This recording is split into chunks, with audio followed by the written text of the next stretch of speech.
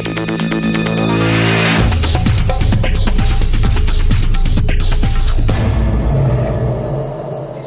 coba pindah ke beberapa yang lain di sini. Pak Marzuki, boleh kita dengar suara Pak Marzuki? Pak Marzuki juga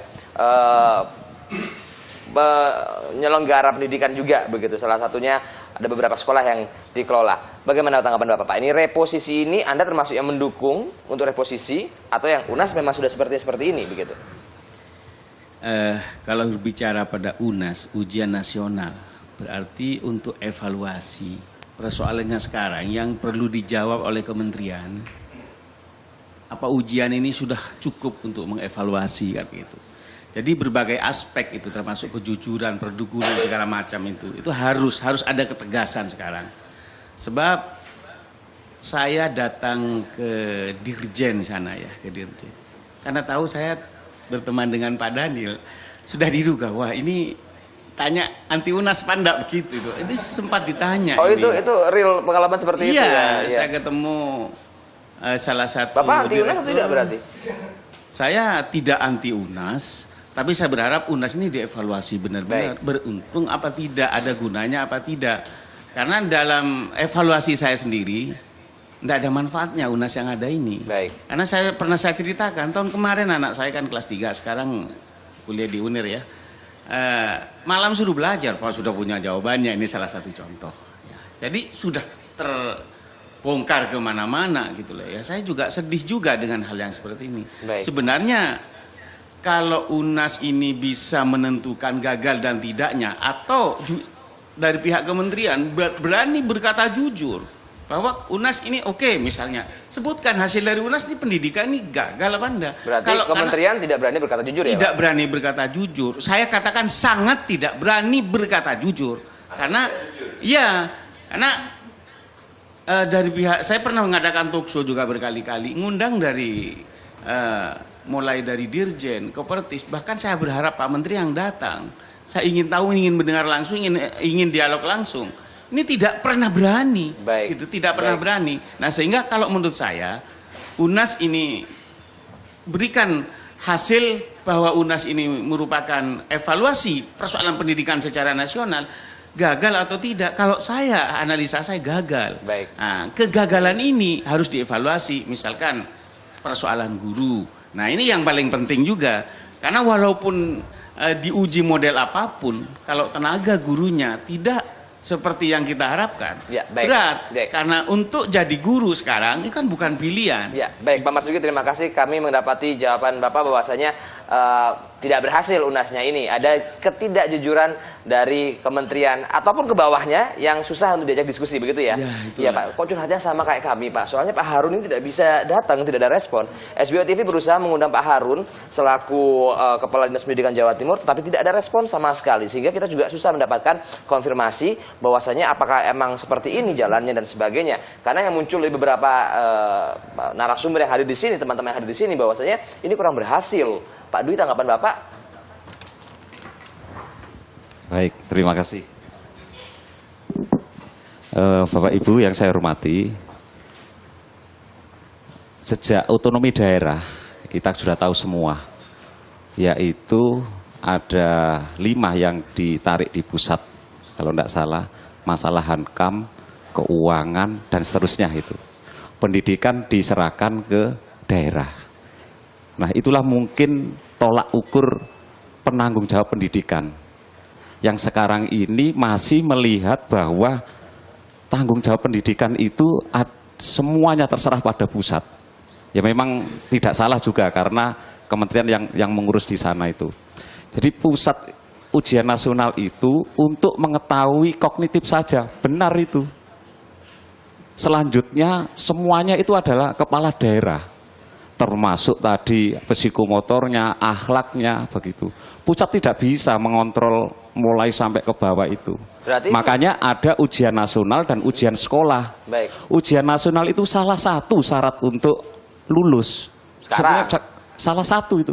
Masih ada syarat lulus yang lainnya. Nah ini sebetulnya yang cukup besar ini disimpan, yaitu tentang apa tadi, akhlak ya. Moralitas atau psikomotor itu. Nah itu yang kemudian keresahan itu juga banyak jebloknya nilai siswa. Jadi yang disalahkan adalah soal UNAS-nya. Coba kita introspeksi, apakah siswa itu diajar oleh tanda petik ya, sudah kompeten teman-teman pelaksana di lapangan itu. Coba kita lihat hasil uji kompetensi guru, itu terlepas dari pro kontra itu. Ternyata kompetensi guru seperti itu, minim lah. Nah, sebetulnya momen ini baik untuk daerah. Baik. Introspeksi sehingga meningkatkan itu tadi. Sorry saya potong sebentar Mas. Ini tadi teman-teman keberatan dengan UNAS-nya sendiri, pelaksanaan dan sebagainya. Terima kasih. Kita harus ambil jeda dulu sebentar. Semoga teman-teman tidak begitu arogan, tetap ada di sini. Kita akan segera kembali setelah jeda pariwara berikut ini.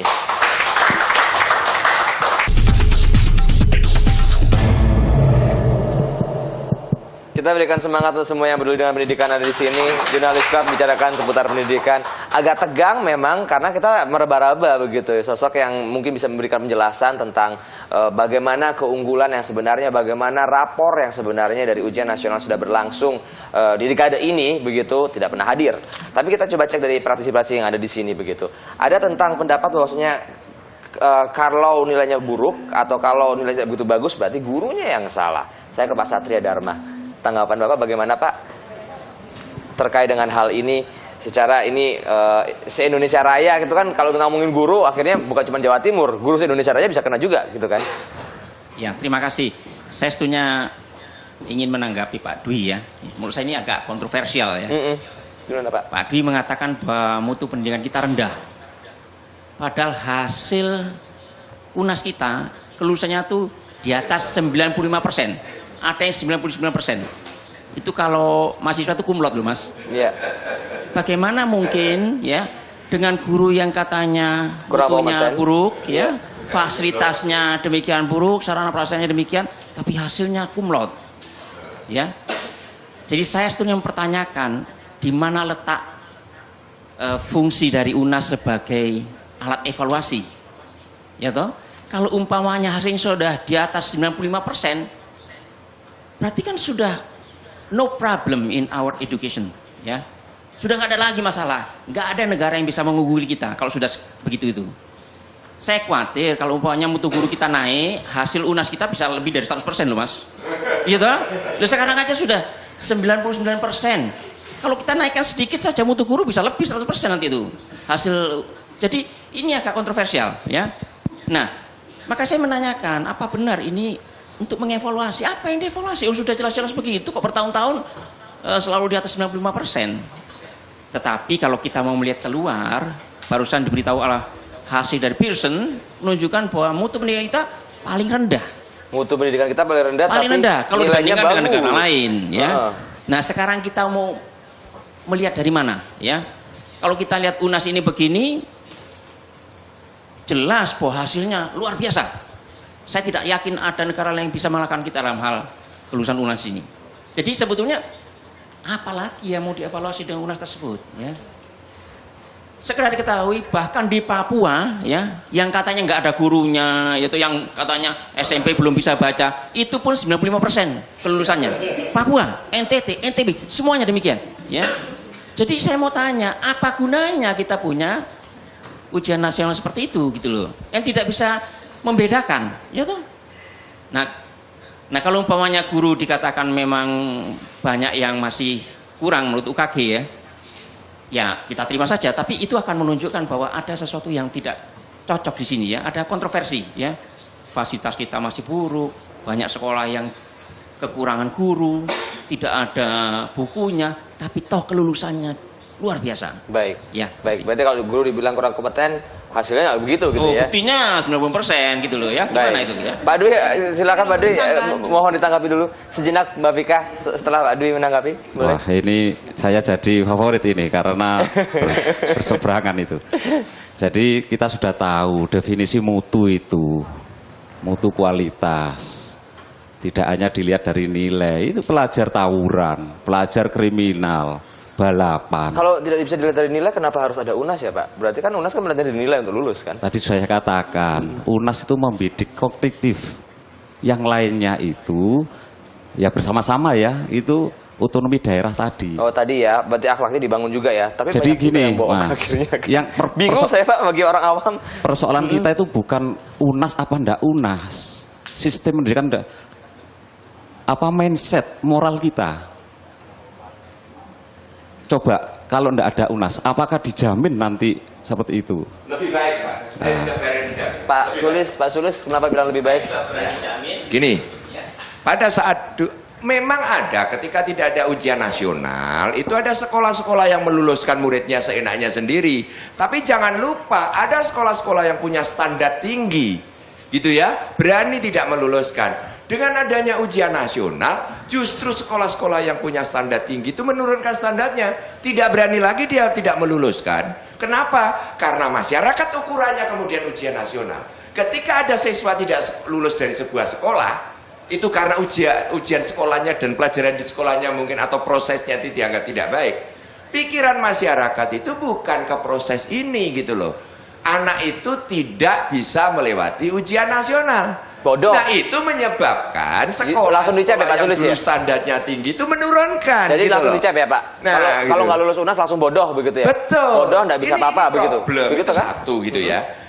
Yang kedua justru penolakan ujian nasional sebagai syarat kelulusan. Tetapi kita tidak menentang sebagai pemetaan. Hanya begini. Ujian nasional itu sudah dilakukan sejak tahun 2001. Sampai detik ini belum pernah ada laporan satu kali pun pemetaan dari pemerintah itu seperti apa dan kemudian tindakannya seperti apa. Padahal itu kewajiban laporan sama masyarakat. Begitu kan? Belum pernah ada laporan tentang pemetaan.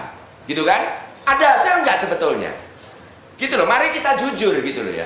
Sudah banyak kebohongan ya yang dilakukan di balik ujian nasional. Baik. Dan sekarang ditambah lagi dengan kurikulum. Malam ini Mas Mirsa di Hotel Mega Anggrek ada uji publik tentang kurikulum 2013 ya.